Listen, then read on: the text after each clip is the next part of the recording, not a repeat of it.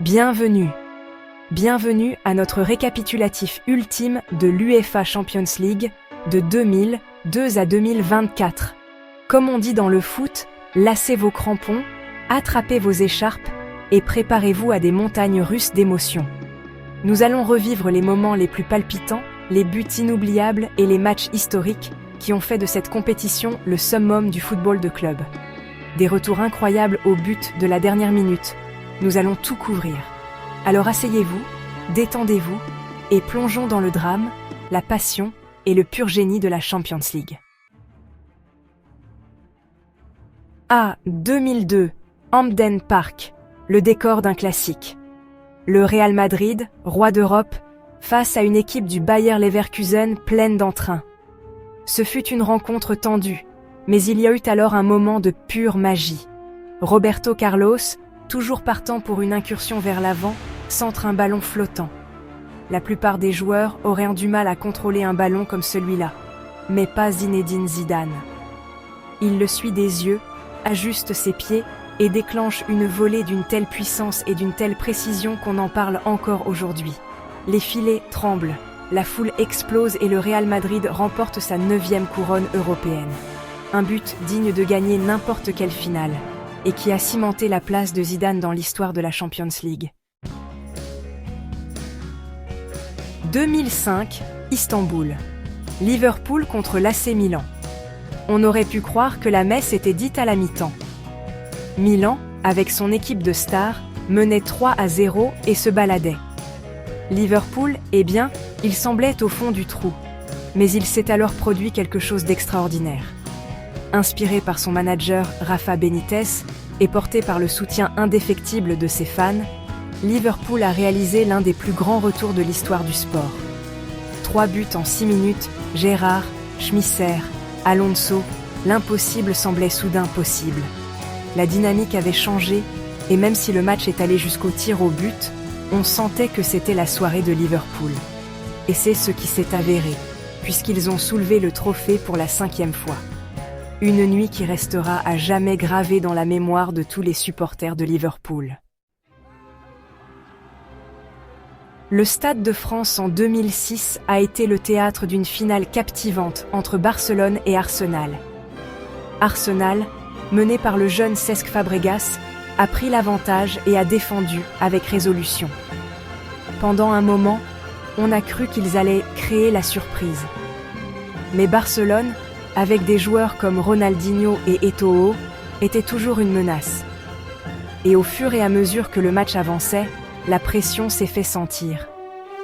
2 buts en fin de match, un d'Eto'o et le but de la victoire de Belletti ont brisé la résistance d'Arsenal et ont assuré le 2e titre de champion de la Ligue des Champions à Barcelone. Ce fut une dure leçon pour les Gunners, mais un témoignage de l'attitude jamais vaincue de Barcelone. Moscou, 2008, une finale 100% anglaise entre Manchester United et Chelsea. La tension était palpable dès le début. La tête puissante de Cristiano Ronaldo a donné l'avantage à United, mais Lampard a égalisé juste avant la mi-temps. La seconde mi-temps a été prudente. Les deux équipes se créant des occasions mais sans parvenir à trouver le chemin des filets.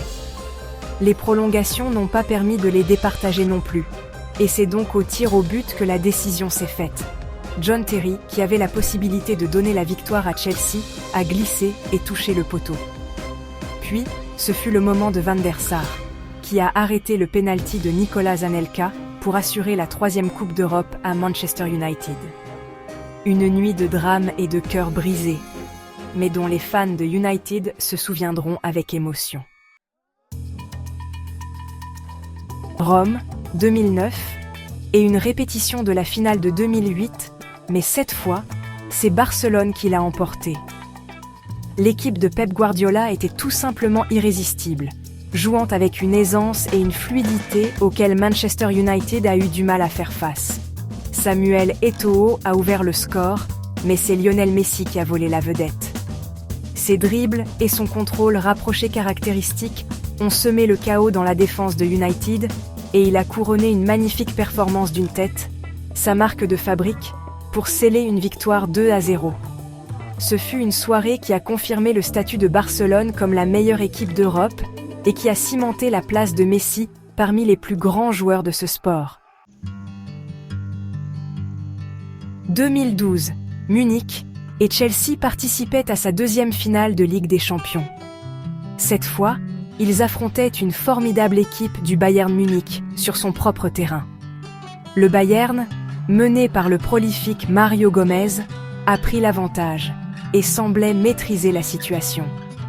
Mais Chelsea, dos au mur, a trouvé le moyen de revenir. Didier Drogba, dans ce qui allait être son dernier match pour le club, s'est élevé plus haut que tout le monde pour marquer une égalisation spectaculaire de la tête dans les dernières minutes. Le match est allé au tir au but, et comme à Moscou 4 ans plus tôt, c'est Chelsea qui a gardé ses nerfs. Drogba, le héros du jour, s'est avancé pour marquer le pénalty de la victoire et envoyer les fans de Chelsea au 7e ciel. Ramos à la rescousse. Le Real Madrid remporte la décima. Lisbonne, 2014, et un derby madrilène sur la plus grande scène de toutes. L'Atlético Madrid, sous la direction de Diego Simeone, avait surpris tout le monde en atteignant la finale. Ils ont pris les devants et ont défendu avec acharnement, frustrant l'attaque étoilée du Real Madrid. Alors que le temps s'écoulait, il semblait que l'Atlético allait remporter une victoire historique. Mais dans les dernières secondes du temps d'arrêt, Sergio Ramos, l'homme des grands rendez-vous, a surgi pour égaliser d'une tête spectaculaire. Le Real Madrid, galvanisé par ce sursis de dernière minute, s'est déchaîné en prolongation, marquant 3 buts pour s'assurer sa 10e couronne européenne. Le MSN est trop chaud à gérer. Barcelone règne à nouveau en maître. Berlin 2015 et une nouvelle finale de Ligue des Champions pour Barcelone. Cette fois, ils affrontaient le géant italien, la Juventus. L'équipe catalane, emmenée par le formidable trio d'attaque Messi, Suarez et Neymar, était au sommet de sa forme. Ivan Rakitic a donné l'avantage à Barcelone en début de match, mais la Juventus, inspirée par le vétéran Andrea Pirlo, est revenue au score grâce à Alvaro Morata.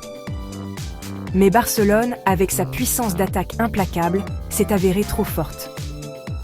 Suarez leur a redonné l'avantage avant que Neymar ne scelle la victoire dans le temps additionnel. Ce fut une fin appropriée à une campagne dominante pour Barcelone, qui a soulevé sa 5e Coupe d'Europe. Le retourné acrobatique de Bale illumine Kiev. Kiev, 2018. Et une répétition de la finale de 2017 entre le Real Madrid et Liverpool.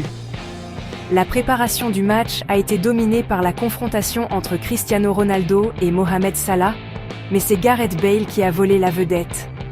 Le Gallois, entré en jeu en seconde période, a réalisé un exploit individuel qui sera rediffusé pendant des années. Reprenant un centre de Marcelo d'un audacieux retourné acrobatique, Bale a envoyé le ballon au fond des filets, devant un Loris Karius impuissant. C'était un but digne de gagner n'importe quelle finale, et il s'est avéré être le moment décisif d'une victoire 3-1 pour le Real Madrid. Le Bayern Munich surclasse le PSG à Lisbonne. Lisbonne 2020, et la finale de la Ligue des Champions s'est déroulée à porte close en raison de la pandémie de Covid-19. Le Bayern Munich, qui avait été impérial toute la saison, affrontait une équipe du Paris Saint-Germain qui cherchait à remporter sa première couronne européenne. Les champions d'Allemagne, menés par le prolifique Robert Lewandowski, ont dominé le match du début à la fin. Kingsley Coman, un pur produit du centre de formation du PSG, a marqué le seul but du match, reprenant de la tête un centre de Joshua Kimmich en seconde période. Ce fut une victoire méritée pour le Bayern, qui a soulevé sa 6e Coupe d'Europe. À la prochaine, champion. Eh bien, voilà, un voyage à travers quelques-uns des moments les plus inoubliables de l'histoire de la Ligue des Champions. De la volée de Zidane au retourné acrobatique de Bale, d'Istanbul à Lisbonne, nous avons tout vu. C'est une compétition qui ne manque jamais d'offrir du drame, de l'excitation et des moments de pur génie footballistique. Merci de nous avoir suivis. N'oubliez pas d'aimer, de partager et de vous abonner pour plus de contenu footballistique incroyable. Quel a été votre moment préféré? Faites-nous le savoir dans les commentaires ci-dessous.